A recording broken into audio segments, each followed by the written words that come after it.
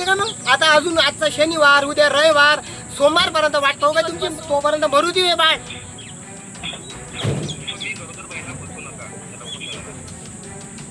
तुम्ही मजबूर केलं ना उपोषणाला बसायला, आम्हाला शौक आहे काय? हा, तुम्ही जर चौकशी केली असती आधीच, तुम्हाला 9 तारखेला मी निवेदन दिलं होतं उपोषणाला बसली म्हणून. तेव्हापासून चौकशी का नाही केली तुम्ही? 9 तारखेपासून तुम्ही चौकशी नाही करू शकले.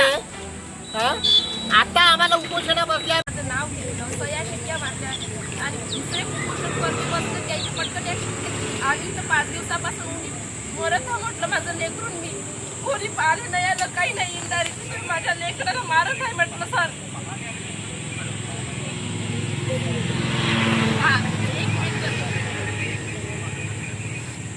नाही सर, पाहायला येत आहे. थांबा एक डिसिजन काय घेतलं 5 दिवसात? एक घंटा बसून पाहणं आमच्या पेंडालमध्ये. हे मेडिकल वाले येत आहे, हे करत आहे, त्याच्याशी मला मतलब नाही आहे. ते जे उपोषण करते बसले होते त्याच्या 3 दिवसात तुम्ही परिणाम दाखवला. इथं आम्ही 5 दिवसापासून उन्ही झटपट आहो म्हटलं. काय काय काय निर्णय घेतला तुम्ही?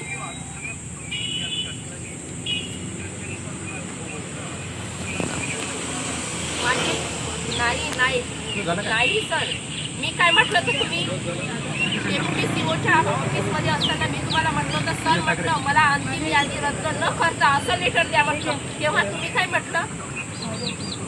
मी बोलली होती, पण तुम्ही म्हटलं सीओ ना की मी असं लेटर देत नाही, याचा अर्थ असा होते की ही यादी रद्द होणार नाही, यायला ऑर्डर द्या.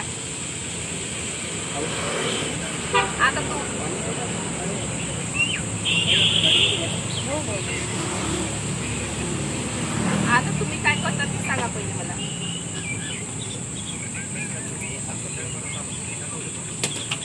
ट्रीटमेंट मी घेतली नाही, ट्रीटमेंट मी घेतले सर.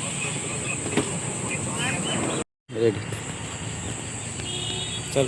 नमस्कार, मी राहुल भगवंतराव उके, मुक्काम पोस्ट वलगाव, तालुका जिल्हा अमरावती. आमच्या वलगाव प्राथमिक आरोग्य केंद्रामध्ये दिनांक 6/4/2026 रोजी आशा स्वयंसेविका या पदाकरिता जे पात्र उमेदवार होते त्यांना अंतिम यादीमध्ये त्यांची नावं आलेली आहेत आणि अंतिम यादीमध्ये नावं येऊनसुद्धा तालुका आरोग्य अधिकारी तथा तालुका समूह संघटक आणि जिल्हा आरोग्य अधिकारी यांना नियुक्तीपत्र अजूनपर्यंत मिळालेले नाही आहेत. आणि तरीसुद्धा आम्ही त्यांना वारंवार विनंती केली, विनंतीपत्र दिलेत, परंतु ही प्रक्रिया रद्द करण्यात आली आहे असे आम्हाला सांगण्यात आलेले आहे. तिसऱ्या मुलाखतीमध्ये व्हिडिओ शूटिंगसुद्धा घेण्यात आली होती आणि डॉक्युमेंट्स त्यांच्याकडे आहेतच. पारदर्शकपणे प्रक्रिया पार पडली होती, तरीसुद्धा आम्हाला डावलण्याचा प्रयत्न करत आहेत. त्यामुळे आम्ही राहुल भगवंतराव उके, माझी गर्भवती पत्नी नीता राहुल उके, तसेच मनीष हरणे आणि मिनलताई रंगारी आम्ही या ठिकाणी आमरण उपोषणाला बसलेले आहे.